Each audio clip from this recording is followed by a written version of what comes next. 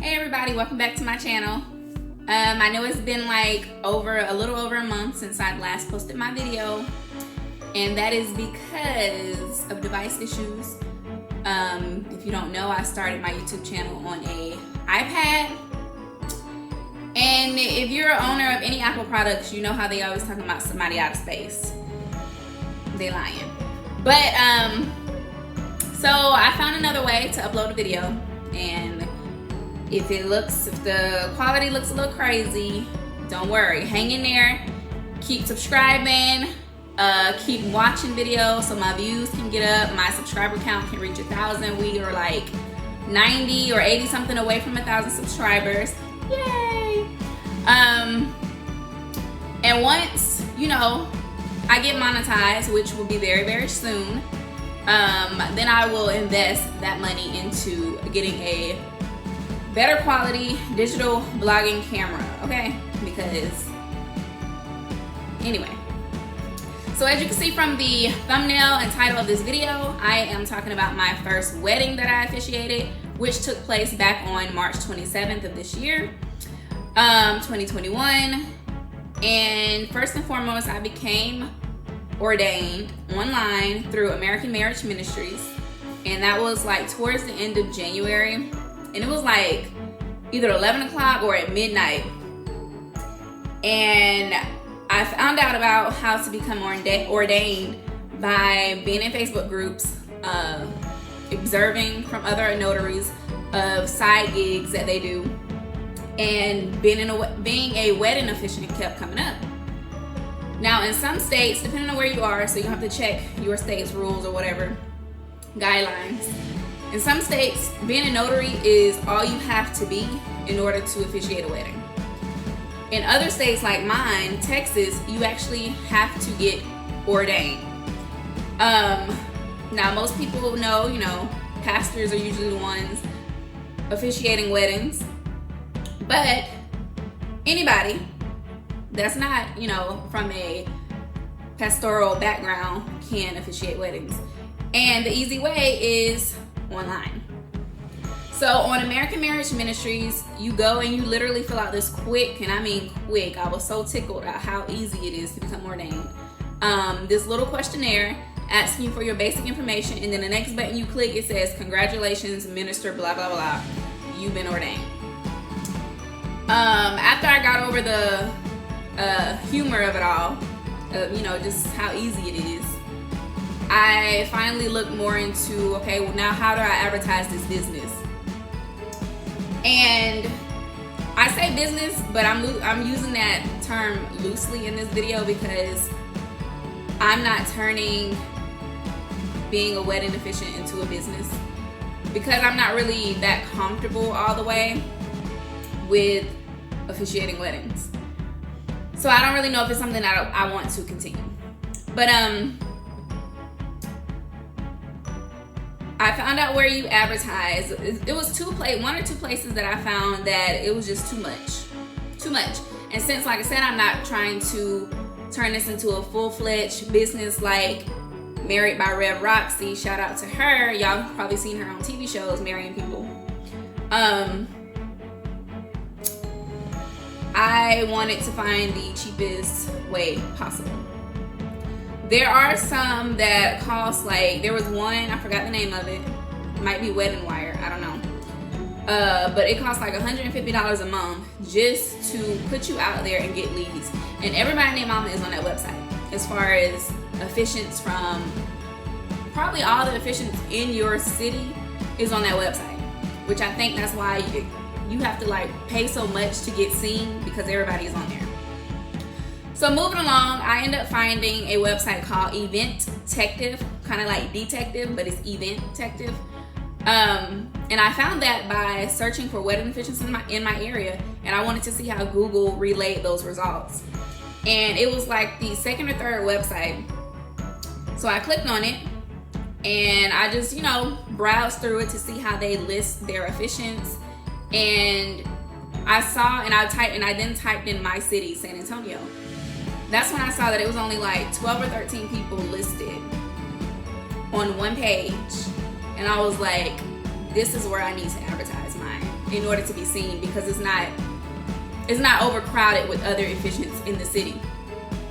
So I then went to see how I can post my ad on there.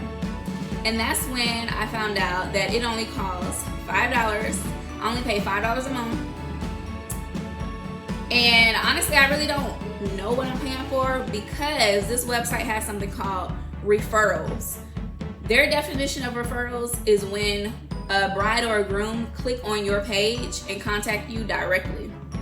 Those are free regardless if you pay a subscription plan or not. So that's why I'm like, I don't really know why I'm paying $5 for, because all of the 5 people who've contacted me since I've joined this website, which was literally the week before March 27, have all been referrals. I haven't had any leads, and leads is what leads is what the $5 is for. But I have not had any leads. Leads are usually the ones that the platform gives you. And no, we don't mess with leads. Because if anybody know about like Thumbtack gives you leads and charge you for leads. Anyway, we're not getting in there. So I end up setting up my account. I said $5, that's nothing. I can pay that easily. Whatever. It's not it wouldn't be like a big loss. It wouldn't be a loss because it's $5 compared to that $150. Like, I'm gonna need to see return on investment fast. Like, as soon as I pay this, I need 5 people in my box talking about my wedding is coming up. Can you officiate it? And actually book with me. But that's neither here nor there. So, like I said, I had set up my account on Eventective like a week before. Was it a week or actually a few days? It was a week before the wedding, but I think it was a few days, like literally 1 or 2 days after I set my account up, this lady contacted me. Now, okay, so I'm gonna go ahead and say that this whole situation was God ordained. From just everything about it, like God is all over it. So with that being said, like I told y'all in my notary videos, I always pray about clients and signings that I get to make sure that that is something God wants me to do, because I don't want no extra drama. I don't want to go through no craziness.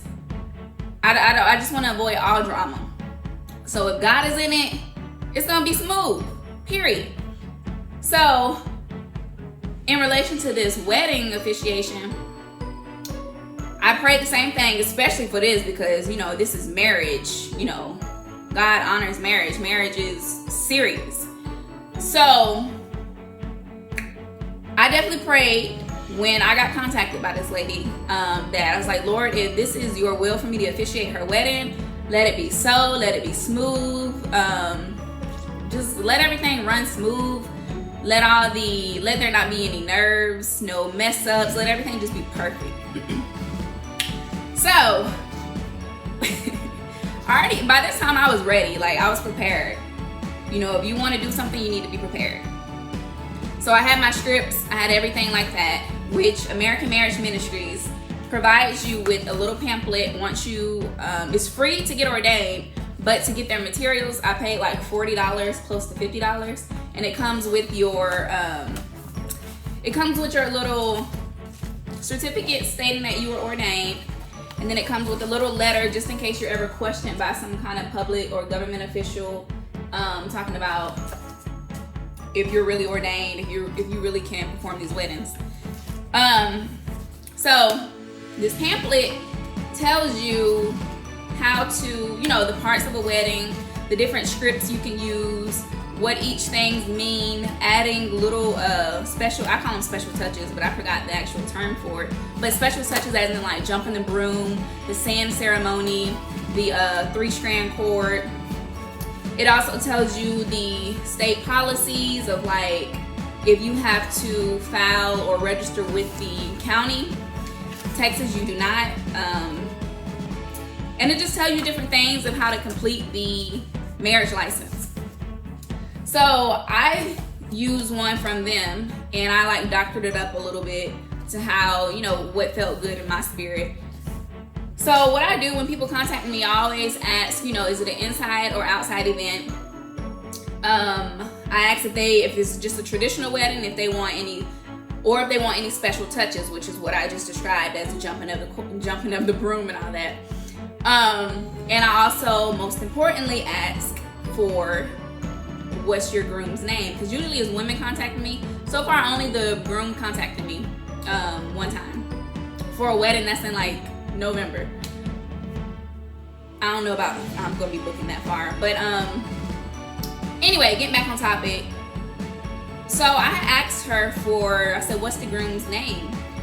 She was coming with this joking spirit, and I didn't really like it. I didn't like it at all. I was frustrated, like 5 days into this communication. She was like, I don't know. And I said, what in the world is going on here? I said, how you don't know who the heck you married? But, so I replied to her and I said, what do you mean you don't know? LOL. You don't know who you married? And she was like, LOL, I'm just joking. But she still didn't tell me the groom's name. I don't like people playing on my line like that. So I just, ignored it, whatever. Got the other information from her, told her that she needs to make sure she files for her marriage license before Wednesday, because in Texas, you have to have your marriage license 3 days, no less than 3 days before the actual ceremony. Or you cannot have your ceremony on the day that you plan. So she did that on that Monday or whatever, and I told her in that message that we were talking about on Saturday, I was like, just let me know. I said, make sure you do that by Monday, no later than Wednesday, and I would just still need your groom's name so I can include it in my script. Because I wanted to go ahead and start practicing my script. So Monday comes, I didn't hear anything about the groom's name. So I sent her, I think I already sent her the invoice, because I require you to pay 75% of your deposit at the time you're booking with me, because I'm not playing with you. I'm not playing with indecisive brides and grooms, because since I do signings and like this is my full-time thing, like I need to make sure I'm doing everything right to where I'm not messing or missing any money. So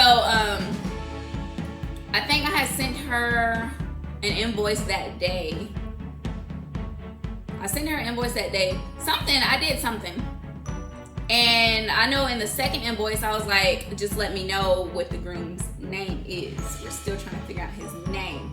Y'all, I didn't get this man's name until like the night before her ceremony. And actually 2 days before her ceremony, I was just talking to my mom and I'm like, come on, this lady is playing. She playing and I don't like it.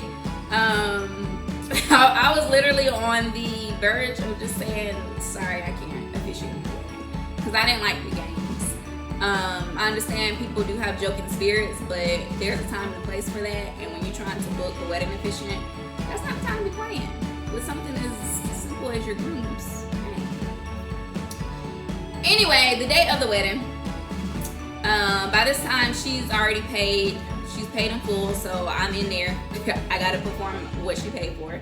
I felt good. I felt really good. It was a Saturday. Her wedding was at 7 or 8 o'clock that evening. It was a beautiful day in San Antonio. Not a overly hot day, but it was a San Antonio day. She had her wedding at this apartment community clubhouse that her friend works at. And it was really beautiful, y'all. I'll insert pictures throughout this video of her whole setup. She decorated it herself. Yes, I'm all for saving money every kind of way, especially if you got the eye and design for this stuff, and she surely does. So I get there, and the first person I see is the groom. He's on the phone talking to somebody, and then I'm trying to get into this keypadded gate that I can't get into, because everything's pretty much locked up. And then this black man comes out, and he's all dressed up nice, so I'm like, surely he's a part of this crew. But in my first thought when I seen him, I was like, who are you? I think I said, who is this black man? I I said something in my head. So he was the one, he's the friend that actually works there. He's the resident coordinator of that apartment community. So he hooked them up by allowing them to perform their ceremony there. So he opened the gate for me, and he walked me back to where the bride was, and the groom soon followed. And I just had to ask them one last thing about how they wanted me to present them. Because, you know, at the end of a ceremony, the officiant says, "I now present to you Mr. and Mrs." They either say the groom's last name, or they say, "I now present to you the newlyweds." The newlyweds just sounded so not personal. It just sounded just so generic, and I honestly didn't like that, and I had that originally, so that's why I wanted to make sure how they wanted me to present them. And they chose obviously the groom's last name. Cool with me. It was a Spanish last name, but thankfully I can roll my tongue because he was Rojas Gallegos. So shout out to them Spanish classes, okay? So anyway, I got that squared away, and after that, I was good. I was confident. I had my script in this handy dandy book. That's my unofficial business name. And I had it in this first sheet protector, and it was all on one page. So I was presenting like this. Because honestly, I think it's a distraction like this, but if I continue officiating weddings, more than likely it's going to be a larger wedding, and it's going to have to be on 2 pages. So one is going to be on here, and one is going to be on here. I'm going to have to be reading like this. So I had that book. I had my iPad because a lot of people was like, make sure you record it. They was like, I gotta see this. Because people were still shocked that I became a wedding official. So the wedding was supposed to start at the start time. Like I said, I forgot if it was 7 or 8. And it didn't start on that time. It started maybe 30, 40 minutes later. But by this time, like, the vibes were good. They are some really great, they're great people. Their friends are great people, sweet spirit, like really cool people. So I didn't have nothing else on my schedule for that Saturday. So I didn't, you know, like, what can you do? They already paid for a service, so you gotta wait. Although I know that some people actually started charging more. You know, the big time officiants, they will charge you more, or they will say, they're just very adamant about starting on time. Like, you're gonna start on time, or you're not gonna have no wedding official and no refunds. So anyway, when we finally started, when she booked, it was actually assumed to be like 10 people, but it ended up being maybe a total of 6. So her and her husband, and then 4 other people, 4 guests, which, you know, was fine by me. I was really like, oh, I really got this in the bag because I don't have to speak in front of a whole bunch of people. So that definitely eliminated any lingering nerves that I may have had. Plus, they were nervous too. So it helps when we all nervous, okay? Misery loves company. So, by the time that we finally started, I did what I did. My camera was set up rolling or whatever. I would insert two clips of it in here. I'm not gonna insert the whole thing. Honestly, y'all, it was maybe 2 minutes and 30 seconds, or like no more than 3 minutes of the whole my part of the ceremony of them saying I do. And that package, I usually just call that my elopement package because it's kind of like an elopement if you think about it. Anyway, I was going to head on out. After the witnesses signed the marriage license, because the couple don't have to sign here in this county. The couple's name is already just pre-printed on there, and then the only people who have to sign is me and then the witnesses.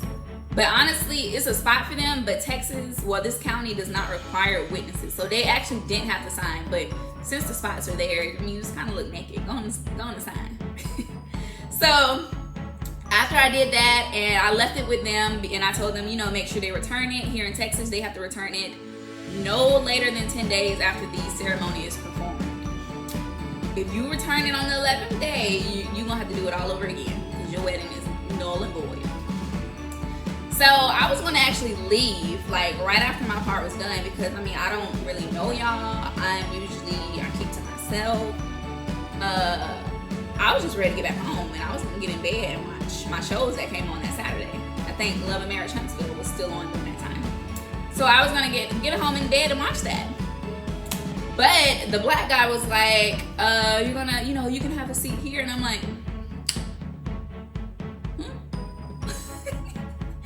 And he was like, yeah, you gonna stay? And I was like, I was actually gonna head out. And he was like, aw. And he was like, I said something like, well, I mean, I'll stay if, the bride wants me to stay. I mean, this is her wedding. Like, I don't really know y'all anyway. Long story short, I ended up staying, kikiing with them, kicking and eating with them, having a good time, getting to know them more. Coming to find out, two of the people who attended, well, one of the person who attended is the owner of her job, which is a car dealership. So notaries, I got the plug in there on that. I handed out 4 business cards later when they invited me. They love my company so much. They kept saying that too. They really they said, I love your spirit. You got a sweet spirit. They just loved me. So they wanted me to go to the bar with them. And at the bar, I gave out my 4 business cards to 4 different people, which was the owner of the car dealership, the co-owner, which was the son, an employee, and then I gave it to the resident coordinator because he can give it out to people in apartment communities. So before we even got to the bar, I was wanting to help them clean up, and they was like, oh no, it's okay. They was like being really, really nice, but they ended up leaving me with that rose you all see back there. It was in a beautiful vase, and that's a faux rose, but it was 3 real roses that were also included in that vase. They gave me a bottle of Crown, which is somewhere back there, a full unopened bottle of, I think it was regular Crown, like Crown Royal, the drink. And what else they gave me? I think that was it. But they were really, really nice, y'all. Like I said, her setup was beautiful. She did it herself. And she left a great review also. And the last thing I would mention that, I'm a hint at, like I said, this wedding, this whole point of me being the officiant for it was God ordained. I also ended up notarizing that Monday, 2 days later after the wedding, notarizing something for the owners of the car dealership. It was like some kind of power of attorney. And then something is brewing out of that whole wedding officiation that I will discuss later on in the year. And yeah. But anyway, guys, this is what notaries do. There are plenty of notaries who do wedding officiants. Being a wedding officiant on the side, it is great money. Everything's pretty much opening back up, at least where I'm at. So weddings, people are booking their weddings, having their weddings this year. I mean, why wait? Last year, as you can see, take advantage of the time that you get, every second, every minute, because you don't know, none of us know when we're gonna die. Everything can be all going great and dandy, and next thing you know, you get that phone call that someone has died.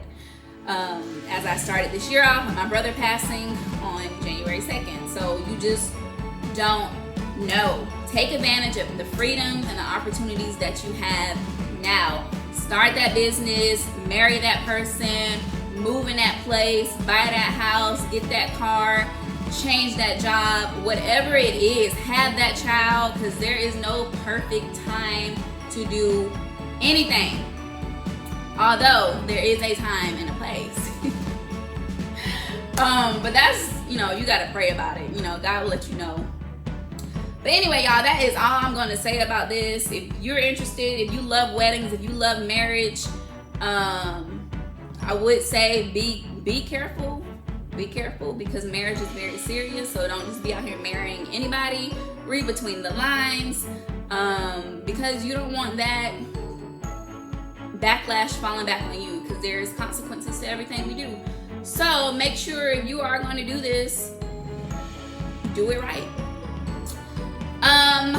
Like I said, it was American Marriage Ministries.